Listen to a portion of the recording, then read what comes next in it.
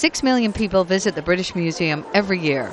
The Egyptian collection is a huge draw, and one of the biggest attractions, the Rosetta Stone.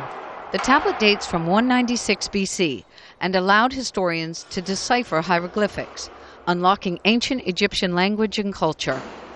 The stone's been on display in the British Museum for more than 200 years, but now the Egyptians want it back. The director of Egypt's Supreme Council of Antiquities is demanding European museums return what he says is his country's plundered heritage. Unique artifacts like this were taken in the time of imperialism or the time of people cheating or the time of stealing.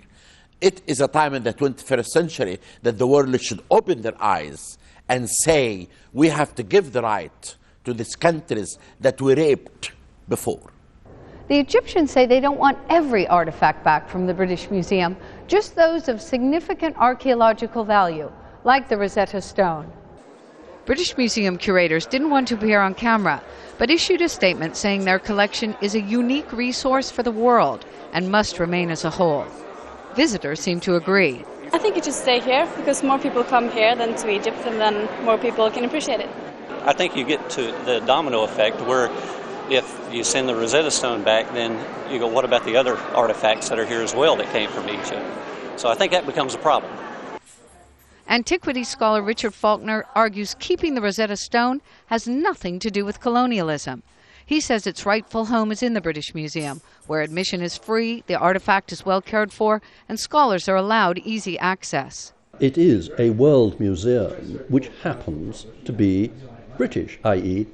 it is in London, but it is a world cultural centre. It's probably one of the, maybe some would argue, the top world cultural centre. The Egyptian campaign will be watched closely by other countries with artifacts scattered across Europe, including the Greeks, who've waged a long-running battle to bring back parts of the Parthenon.